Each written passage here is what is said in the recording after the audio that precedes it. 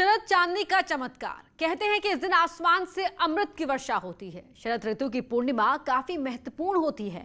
कहा जाता है कि इस दिन एक खास संयोग होता है जिसमें पूजा करने से मिलता है धन। यही नहीं, बहुत कुछ ऐसा होता है जिसके बारे में कम लोग ही जानते हैं। तो आज हम शरद पूर्णिमा के महत्व को समझाएंगे और बताएंगे कि इस वक्त क्या करना चाहिए और क्या नहीं।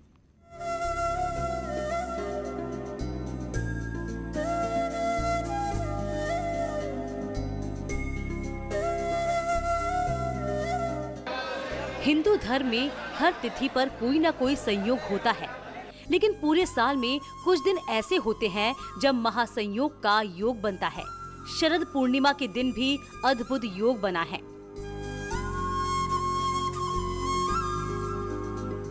शरद पूर्णिमा को कोजागरी पूर्णिमा के नाम से भी जाना जाता है।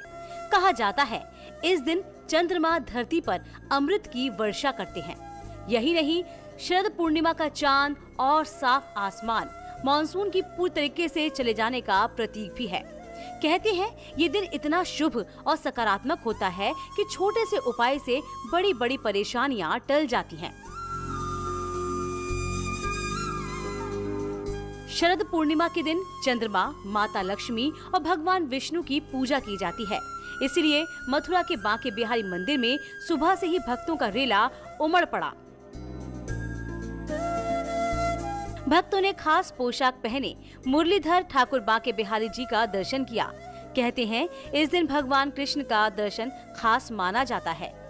साल में सिर्फ एक बार शरद पूर्णिमा के दिन ही बांके बिहारी महाराज मोर मुकुट, कटी काचनी और बंशी धारण कर सोने के सिंहासन पर बैठकर अपने भक्तों को दर्शन देते हैं। की बांसुरी ठाकुर जी को हम लोगों ने धारण कराई है और ठाकुर जी का मोर का मुकुट ठाकुर जी के शीश पर धारण है। कटकाजनी ठाकुर जी ने पहनी हुई है अपने कमर पे बांधकर। ठाकुर जी की एक छड़ी है जो रास में अपने साथ रखते हैं, वो ठाकुर जी के हाथ के साथ विराजमान है। सिंहासन कौन सा है? स्वर्ण रजत का सिंहासन है ठाकुर जी का। कोरोना को देखते हुए मंदिर में पूरी व्यवस्था की गई थी। नियमों को ध्यान में रखकर श्रद्धालुओं को मंदिर में भेजा जा रहा था। भगवान कृष्ण की एक झलक पाने के लिए भक्त लंबी लाइन में खड़े मिले। बहुत अच्छा लगा। बहुत नजदीक से दर्शन हुए हैं। पहली बार ऐसा हुआ है हमारे साथ। बहुत आनंद आया। बहुत बढ़िया, बहुत अच्छे दर्शन हुए, बहुत अच्छे। कभी भी ना हुए, 5 साल से आ रहे हैं हम, कभी भी नहीं हुए इतनी बढ़िया दर्शन। कहते हैं शरद पूर्णिमा के दिन ही भगवान कृष्ण ने महारास लीला से कामदेव का अभिमान चूर किया था। मुरलीधर ने राधा और 16,000 सखियों के साथ रास लीला रचाई। विद्वान बताते हैं जब कृष्ण रास लीला रचा रहे थे उस वक्त बैकुंठ से इंद्रदेव भी देख रहे थे और भगवान शिव के साथ पार्वती भी गोपी का रूप धारण कर रास लीला का दर्शन किया। ऐसा भाव कहा जाता है कि मोर मुकुट कट काचनी कर मुरली उर्माल, यह बानक मो मन बसो सदा बिहारी लाल।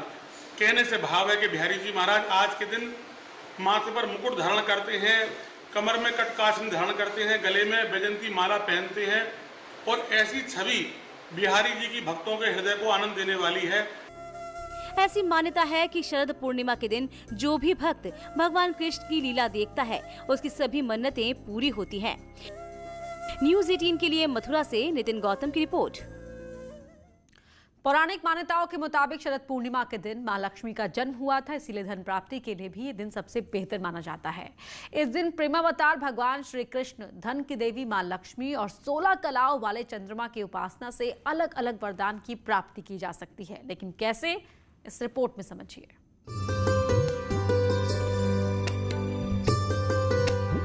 शरद पूर्णिमा यानी वो रात जब चंद्रमा अपनी 16 कलाओं से युक्त होता है और इस बार तो सर्वार्थ सिद्ध योग बनने से ये महत्व और भी बढ़ गया है। शुक्रवार के दिन शरद पूर्णिमा का संयोग 7 साल बाद बना है और ये संयोग बेहद खास है। खुद काशी के ब्राह्मण आचार्य कह रहे हैं कि इस खास योग में पूजा करने से और कृष्ण का नाम जपने से सभी मनोकामना पूर्ण होगी। मन्नतें पूरी करने वाली वो खास पूजा कैसे होती है, ऐसा क्या किया जाता है, कौन से उपाय किए जाते हैं, क्यों शरद पूर्णिमा की रात बहुत खास है। भगवान अपि तारात्रिः शरदोत्फुल्लमल्लिकाः विक्षरन्तु मनश्चक्रे योगमायोपाश्रिता। भगवान श्री कृष्ण योगेश्वर श्री कृष्ण भी इस रात्रि को देखकर मुग्ध हो गए थे। कहा जाता है कि चंद्रमा 16 कलाओं से युक्त होकर के इस रात्रि को अपनी छटा बिखेर रहा था। भगवान श्री कृष्ण चंद्र के मन में आया कि इससे अच्छा कोई समय नहीं हो सकता है महारास के लिए। जो भगवान श्री रामावतार में चित्रकूट में रास किया करते थे, वहाँ महारास यानी 1000वां महारास बाकी था। और 1000वें रास को भगवान कृष्ण ने 16,000 सखियों के साथ मथुरा में रचाया। कहते हैं इसीलिए शरद पूर्णिमा पर चंद्रमा पृथ्वी के सबसे करीब होता है और इस रात चांद की चांदनी से अमृत बरसने की मान्यता है। जो मुख्य बात है कि सबसे पहले रात्रि में इसका पर्व मनाया जाता है। रात्रि में खीर का प्रसाद बनाना चाहिए और चंद्रमा की प्रकाश में इसको रखना चाहिए रात भर। ठीक 12 बजे तक नाम संकीर्तन करना चाहिए बैठ करके महाराज की तरह ही उसी तरह। और गोपी गीत जो श्रीमद् भागवत में रास पंचाध्यायी में 32वां अध्याय में 10वें स्कंद का है, उस गोपी गीत का पाठ करना चाहिए। आज के दिन जो साधक गोपी गीत का पाठ करता है उसकी समस्त मनोकामना पूर्ण होती है और खासकर काम, क्रोध और लोभ पर विजय प्राप्त होती है। इसलिए साधक को इसका पाठ करना चाहिए और उसके बाद में यह जो महाप्रसाद खीर का है उसको सब भक्तों में वितरण करना चाहिए। आखिर खीर खाने से क्या होता है? चंद्रमा की रोशनी में खीर रखने से उसमें ऐसी कौन सी शक्ति आ जाती है कि खाने से भक्तों को लाभ मिलता है? इसमें चंद्रमा से अमृत औषधि अमृत गुण प्राप्त हो जाता है उसको, और इसकी वजह से उसमें जो है वो संजीवनी विद्या, संजीवनी शक्ति आ जाती है। जो कोई खाता है उसके अनेक रोग दूर होते हैं। हर साल शरद पूर्णिमा के शुभ मौके पर लोग सुबह ब्रह्म मुहूर्त में उठकर नदी में स्नान करते हैं। इसके बाद एक चौकी पर लाल कपड़ा रखकर लक्ष्मी को सजाते हैं और उनकी पूजा करते हैं। इस दिन खीर किसी ब्राह्मण को दान करना ना भूले। भक्त काले रंग के कपड़े पहनने से बचते हैं। चमकदार सफेद रंग के वस्त्र धारण कर पूजा करने की मान्यता है। न्यूज़ 18 के लिए वाराणसी से उपेंद्र द्विवेदी की रिपोर्ट। यहाँ रुक रहे एक छोटे से ब्रेक के लिए।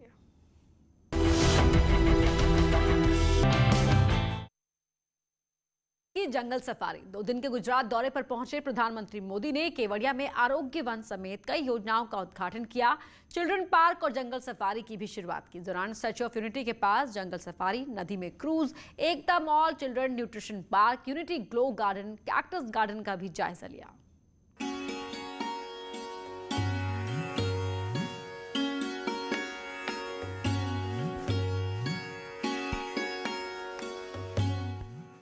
शीशे के उस पार टाइगर और सामने नरेंद्र मोदी। तोते के साथ खेलते PM Modi.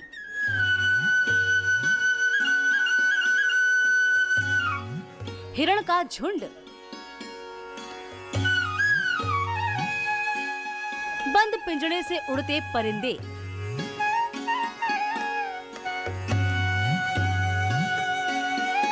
Wild life safari पर पीएम नरेंद्र मोदी। प्रधानमंत्री नरेंद्र मोदी गुजरात में हैं। यहाँ पीएम मोदी ने एक के बाद एक कई कार्यक्रमों में शिरकत की।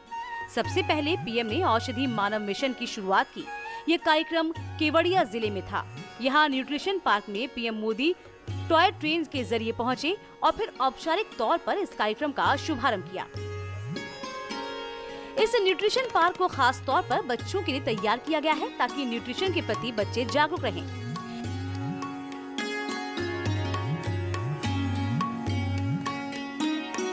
न्यूट्रिशन पार्क के उद्घाटन के बाद PM Modi Sardar Patel zoological park पहुंचे और इस पार्क का भी उद्घाटन किया। जूलॉजिकल पार्क के लोकार्पण के बाद पीएम मोदी गुजरात के सीएम के साथ पार्क के भ्रमण पर निकले। सबसे पहले पीएम मोदी ने पैदल ही घूमकर पार्क को देखा। इस दौरान टाइगर और बाकी जीवों को पीएम मोदी ने बड़े करीब से देखा। कुछ देर पैदल घूमने के बाद पीएम मोदी एक विशेष गाड़ी पर सवार हुए और फिर इस विहंगम पार्क की सफारी पर निकल पड़े। इस दौरान एक जगह पर पीएम मोदी रुके तो एक लड़की तोते लेकर उनके पास आ गई और तोतों को पीएम मोदी ने हाथ पर रख लिया। कुछ देर तक तोते के साथ खेलने के बाद पीएम मोदी ने लड़की को तोता वापस कर दिया और आगे बढ़ गए। इसके बाद प्रधानमंत्री ने पिंजरे में बंद सफेद कबूतरों को आजाद किया। पीएम ने अपने हाथों से कबूतरों और तोतों के पिंजरे को खोला। पार्क में घूमते हुए पीएम मोदी की गाड़ी उस ओर भी पहुंची जहां हिरणों का झुंड रहा था। काफिले को देखकर पहले तो हिरण अलर्ट हो गए और फिर अपनी प्रकृति की तरह ही वहां से भाग गए। केवड़िया के सरदार पटेल जूलॉजिकल पार्क में देखने के लिए बहुत कुछ है। यहाँ की वाइल्ड लाइफ आपका मन मोह लेगी और शायद इसीलिए पीएम मोदी भी खुद को रोक नहीं पाए और पूरे काफिले के साथ पार्क का भ्रमण किया। पार्क घूमने के बाद प्रधानमंत्री का काफिला अपनी सरकारी गाड़ी पर सवार हुए वहां से निकल गया। Amazon ग्रेट इंडियन फेस्टिवल के जरिए आपको अपनी जरूरत के सामान पर बम्पर छूट मिल रही है, लेकिन सबसे बड़ी डील हासिल करने के लिए बने रहिए Amazon के साथ, जो दिन में 3 दफा हॉट डील का ऐलान करता है। Great Indian Festival खुशियां gifting days live now. Great Indian Festival खुशियां गिफ्टिंग डेज live now. तो इस बुलेटिन में इतना ही। खबरें जारी हैं।